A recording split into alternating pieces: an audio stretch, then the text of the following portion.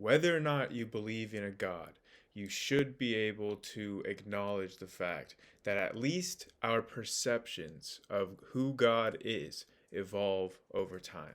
Whether or not you want to talk about the very beginnings of this modern God of Abraham, the God of the Bible, the Old Testament, and the Quran, way back in the Iron Age, the conceptions of this God now, what we might label as Judaism, have now diverged into different branches like Christianity and Islam. And within each of those, you have divisions like Eastern Orthodox, Catholic, Protestant, Mormon. You have divisions like Shia and Sunni. So we can agree that these would form evolutionary trees at least. And so everyone should be able to agree that God, or at least our perception of God, evolves over time. But where are the origins? Where does this conception of God that is now worshipped by 4.3 billion people today?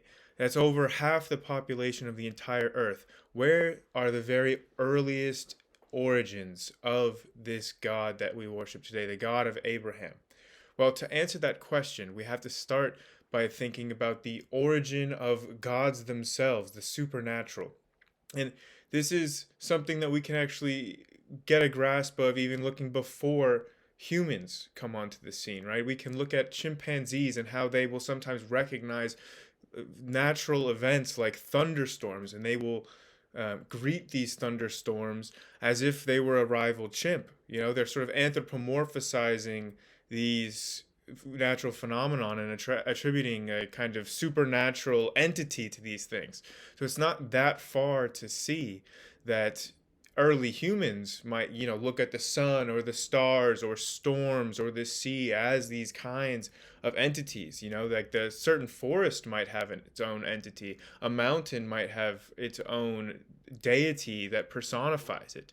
So it's very easy to see how just attributing natural phenomenon, the power and the awe of the natural phenomenon around you, when you don't know what is actually causing these processes, you can personify them as these gods to explain the natural world around you. So this would have been the earliest conception of gods and supernatural forces in general, would be from stories inherited from large cultural traditions of explaining these natural phenomena in this way.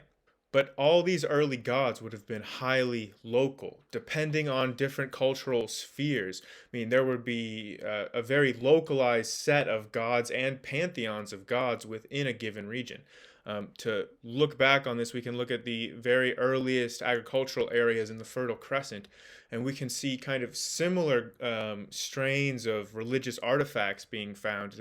There's a vast number of these Venus goddess statues that spread, from Turkey and even parts of Europe and the Middle East, all with these kinds of similar goddess worship. And then by the time we have writing on the scene, though, we've already transitioned to another era. We've gone from having the concentration of political and economic power in the temples, headed by a priest bureaucracy, but ultimately with goddesses as the head, these goddesses of love, fertility, and warfare that we see mainly in the Mesopotamian context in the Uruk period. And by the time we get written language so that we can have documentation about who these gods are, and what their characters are like, before we can get access to writing, we've already moved into the dynastic era. We've seen the rise of kingship. And with the rise of kingship, this then translates into our religious perceptions of the world and the hierarchies of the universe. So now we have a king at the head of societies in these places like Mesopotamia and in Egypt. Now the gods have a king of the gods, and there's a strict hierarchy that we begin to see crop up in the rise of gods like Enlil in Mesopotamia or El in Canaan. And so we're really talking about here is a transition into a more hierarchical pattern of these local regional pantheons. Like the pantheon that you would have in somewhere like Sumeria is going to be unique compared to places when you go more upriver on the Tigris and the Euphrates River in Syria. You're going to get more into the Canaanite pantheon of gods in the land of Canaan along the Levant, the coast of the Levant. Um, so this is really the area where we need to focus on if we're going to talk about the origins of the God of Abraham, right? Abraham was in and around this region. So the very earliest religious artifacts that we're finding in the area that would eventually become Israel in southern Canaan is going to be along the lines of these goddess worshippers, different like skull religions. There's a lot of different really interesting religious artifacts that we find. But the first reliable things that we begin to see about the area are in reference to a power to the north with Ebla. And now Ebla is believed to have been a regional power that could actually rival the Sumerian and Mesopotamian powers to its east, as well as the Egyptian powers to its south. So this was a powerhouse, a local regional hegemon in northern Syria at the time. And it's believed that this Ebla civilization worshipped similar pantheon of gods as the Canaanites would come to later on. So when we have the arrival of Canaan as its own kind of regional identity of a of an area encompassing both southern portions, that would be Israel, and more northern portions like in Lebanon.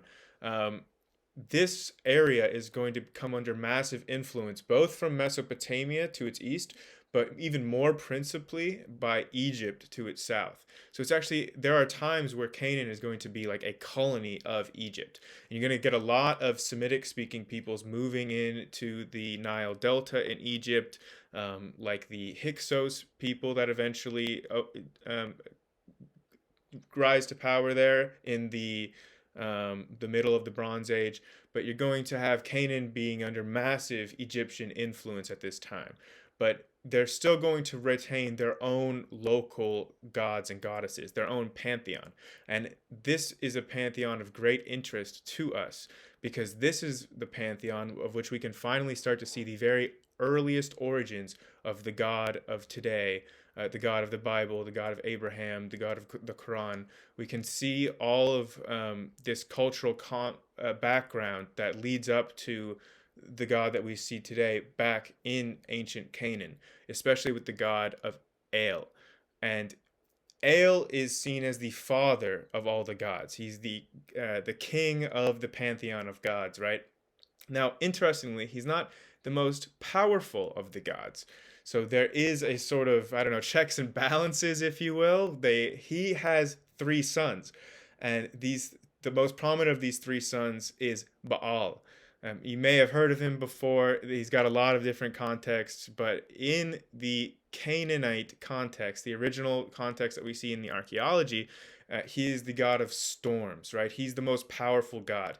You can think of like someone like a Thor or a Zeus almost. And he wields a thunderbolt, kind of like those other gods, and he has the power of storms, but he also has two brothers. One, the power of the seas, and the other is the god of the underworld. Does that sound familiar to anybody? But it probably should, because after you have the collapse of these Bronze Age powers, like the Hittites in Turkey above this area, the powers of the Sumerians and Babylonians, and you get this huge collapse of the Bronze Age empires. Like Egypt was nearly collapsed and lost power over Canaan.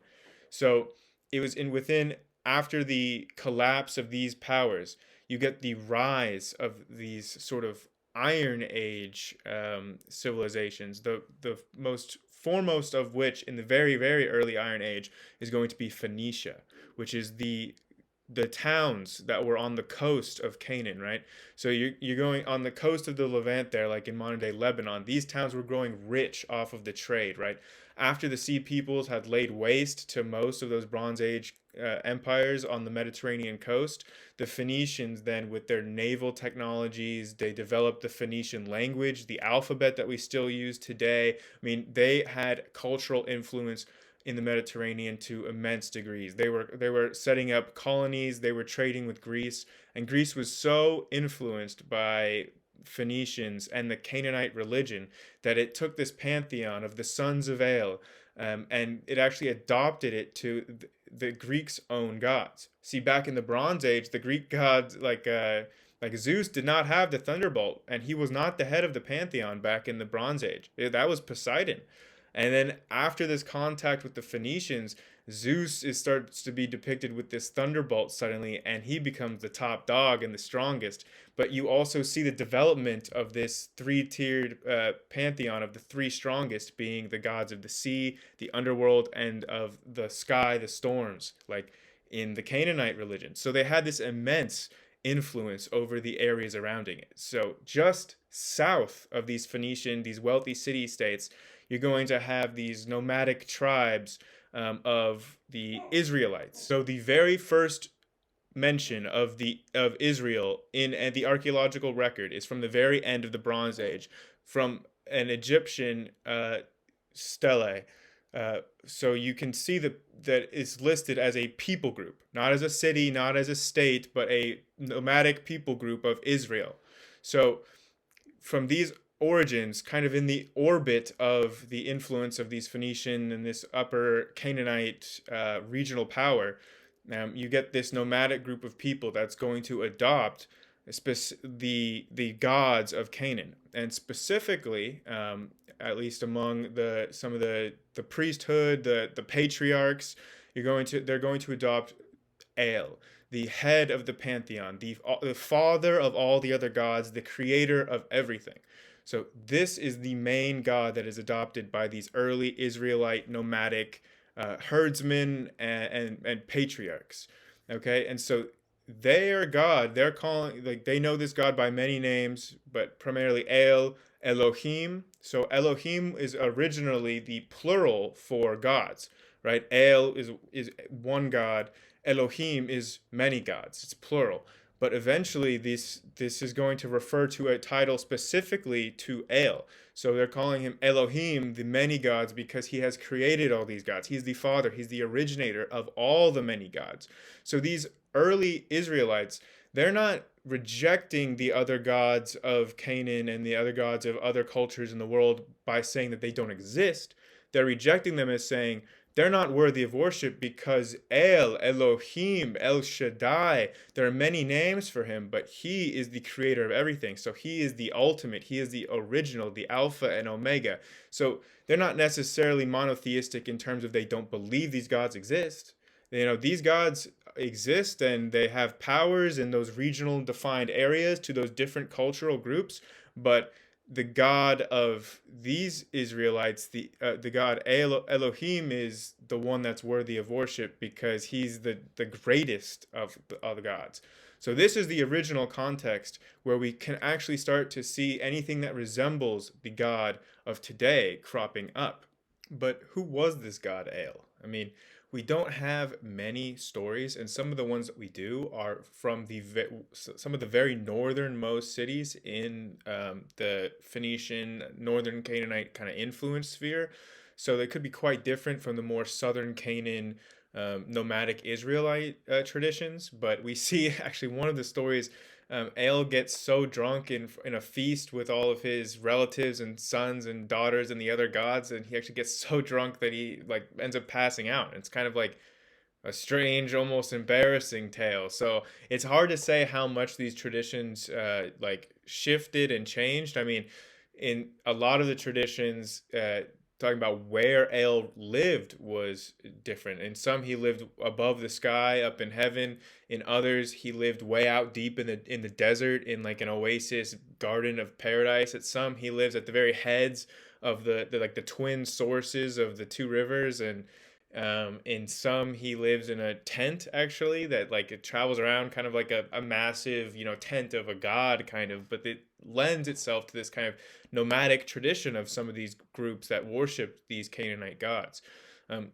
It's also important to point out that the actual people, probably like outside of maybe some of the elite priesthood, or there could have been a division there, but we see evidence that actually there's still a plethora of different gods that are being worshipped then.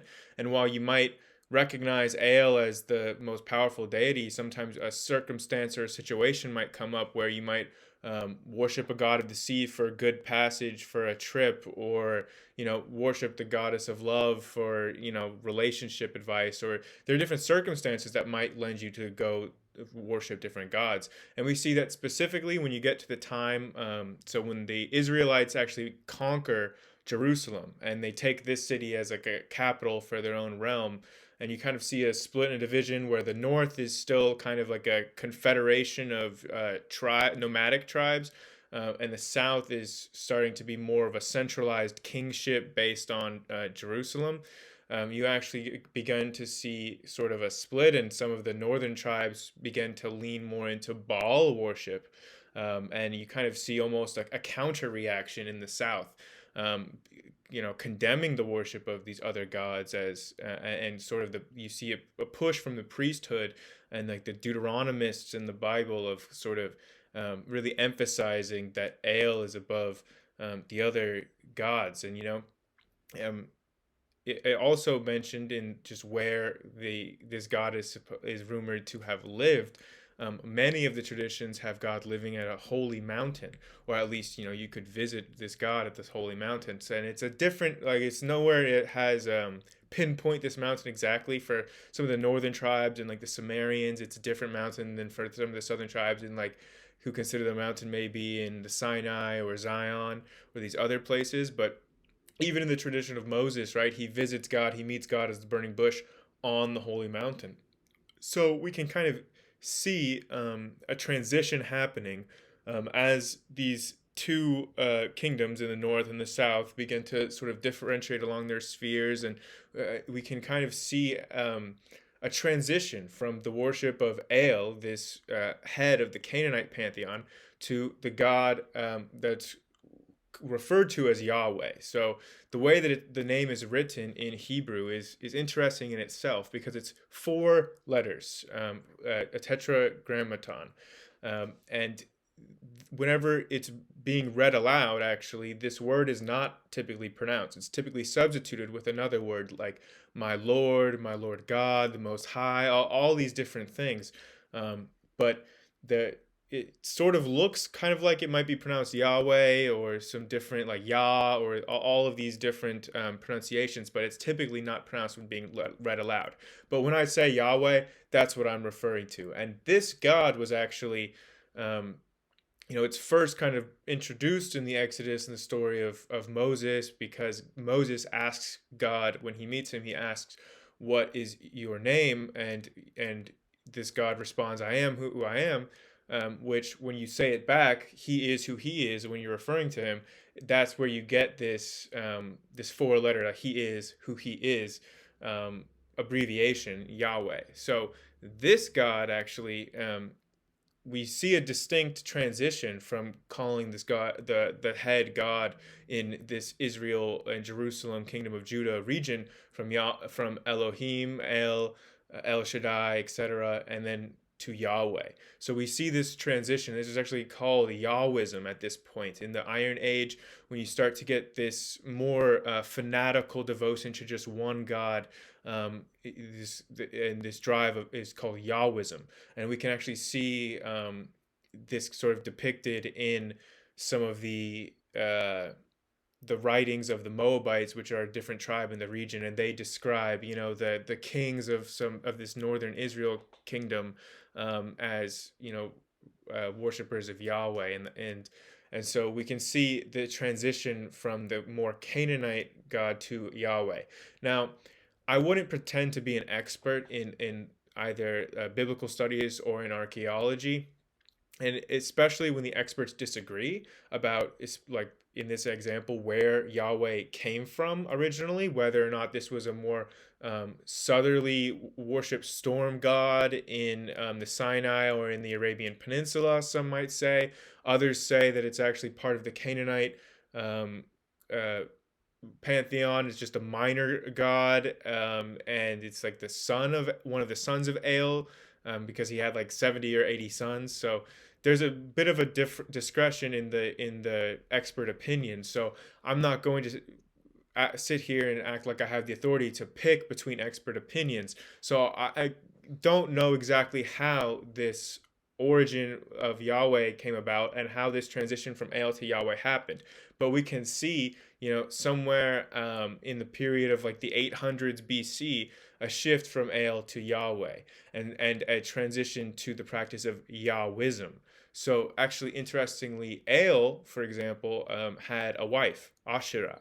Um, and sometimes in Israel archaeology, you can kind of see temples that are constructed with one main podium and then a secondary podium off to the side for El and Asherah.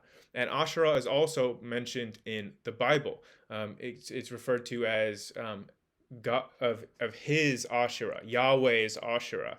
But in this regard, it's referring to oftentimes the Asherah sticks, which are sort of a leftover practice from the worship of Asherah in earlier Canaanite times. For example, we also see evidence in the Bible itself that there was a transition in the names here, because it says in Exodus 6:3, for example, I revealed myself to Abraham, Isaac, and Jacob as El Shaddai, but was not known to them by my name, Yahweh. So it says directly, it attributes a transition in the way that this God, this Father God, this Creator of all, this God eternal, how it went from more of a head of a pantheon context to more of a sole creator God entity. None of those other gods are worthy of worship. And we can kind of see this transition that will eventually lead us to monotheism. Although at this point, Yahwism is still not necessarily monotheistic. They still haven't rejected the existence of these other gods. We can even see in the Bible, a lot of the times, there's reference to God's divine counsel. So he has sort of a council to rule over heaven, and these other divine beings could become corrupted, or could fall to earth, or could be worshipped by corrupt individuals, by other cultures and foreigners in the world. And they could influence them. They could have power in the world like gods, but they were kind of the corrupted sons of the main God of the Israelites. So there's this kind of way of thinking about these other gods that's not strictly monotheistic, that is pervasive at this time. Now, it's unknown as well about what kind of with the Exodus story, and whether Moses or not led some group of Egyptian Hebrews into Israel. There's not really any archaeological evidence to confirm this, but Moses is an Egyptian name, and there might be some kind of historical memory that's imprinted in this story, although the exact details are likely lost to history.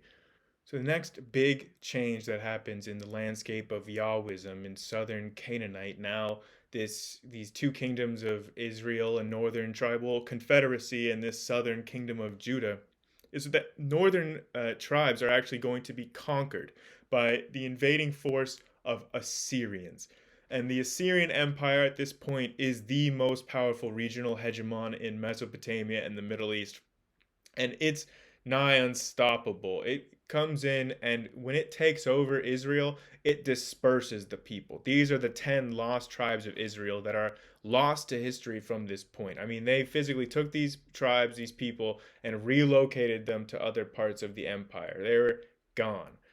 But the Assyrian Empire then fell into a period of instability, civil war, and infighting, and the attention was drawn elsewhere. And the southern kingdom of Judah was spared for a couple hundred years. Now, when Assyria fell to a coalition led by the Babylonians and the Persian Medes, then it at first looked like Judah might be spared. But within a few decades, Babylon rose to become the new regional hegemon. And while they were less savage in many ways than the Assyrians, and they were less cold-hearted in how they ran things, they were still quite brutal. And whenever they came into southern Judah, they sealed the deal. They finished the conquering. Nebuchadnezzar, one of the most powerful kings of Babylon, comes into Jerusalem and destroys the temple of Yahweh. And it's difficult to understate how much of a crushing blow this would have been to a god like Yahweh at the time. You see, the gods in Mesopotamia and the Middle East at that time were so heavily tied to their temples. It was considered that they physically resided in those temples. They lived there. They had a physical presence there. And whether or not, like a lot of the gods in Sumeria or Babylon had physical statues to embody them, whether or not there was an actual statue of Yahweh in the temple or not, it's unlikely, that there was, but there could have been. But iconography kind of goes in and out of favor over history, so we don't know for sure. But even regardless of whether or not a statue was there, this was still a massive blow, right? I mean, even with the concept of, God might reside on a mountain, he might live elsewhere. This was still a god that needed sacrifices, right? They needed to eat and to drink. You weren't just sacrificing like animals to these gods, right? You would sacrifice anything that would please them. So might offer a sacrifice of incense to make things smell pleasant. God loves the smell of incense. He also loves the smell of a feast, of good food, of wine. So you would be sacrificing all these things, and the gods would be happy with them, and they would require these sacrifices. And oftentimes the center of this cultural sacrifice and religious activity is at the temple. So this is a massive blow. This is going to change the entire nature of the way that this god is worshipped by the Judeans. I mean, this is going to create a huge cultural ripple effects. And meanwhile, when they're exiled in Babylon, when the Assyrians moved the people, right, they split them all up and erased remnants of their culture. But when the Babylonians dispersed people, right, a lot of these Judeans were allowed to retain their cultural elements. They were just brought into Babylon and outlying areas. So they were exposed to a lot of these religions of the time, and they were exposed to elements coming from all sorts of different areas of influence. But it's difficult to underestimate just how close the god could have come to extinction at this time. I mean, if this had been only a couple hundred years earlier with the Assyrians, when they conquered places, I mean, a lot of those gods just went extinct. The people were so dispersed, the culture was wiped out, the temples were burned and destroyed. I mean, everything about the god was forgotten to time and history. It could have been, the death in the cradle, basically, for a god like this. It was only because the Judeans were able to hold on to their faith and some of their cultural practices during the Babylonian exile that the God of today was able to rise and evolve to the state that it is, where most of the world believes in him.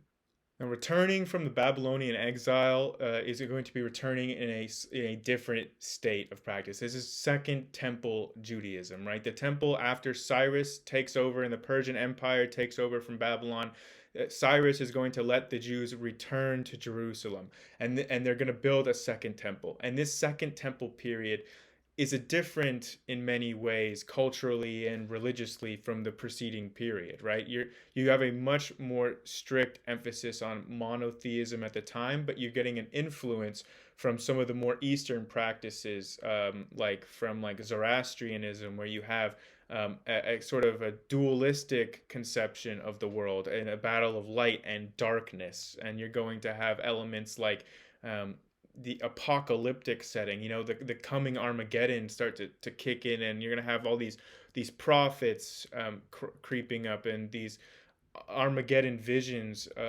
coming, and these battles of good and evil and angels and demons, and all this kind of influence is coming to the fore in this very chaotic period of Second Temple Judaism, which forms a backdrop for the birth of Jesus and the sort of environment that he was coming in, where the Roman Empire was this Mediterranean hegemon at this point, and is bathed in this history of Second Temple Armageddon practices.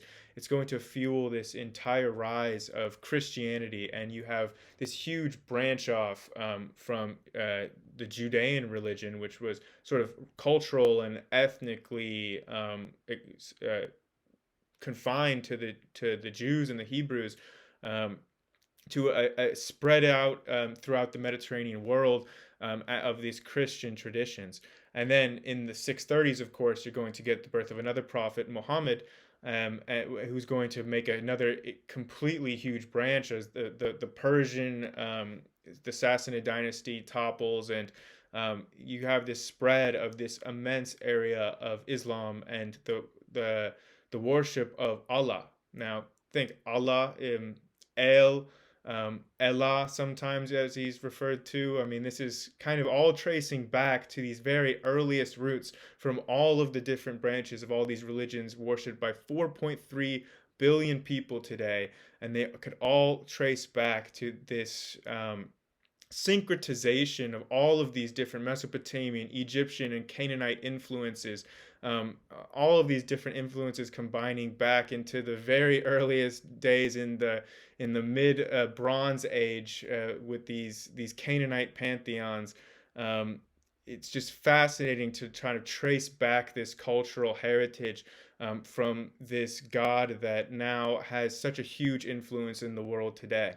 Let me know if you kind of like this video format of me talking about topics that I find generally interesting, and let me know if you find them interesting too, and I'll make more videos like this. Remember to like and subscribe.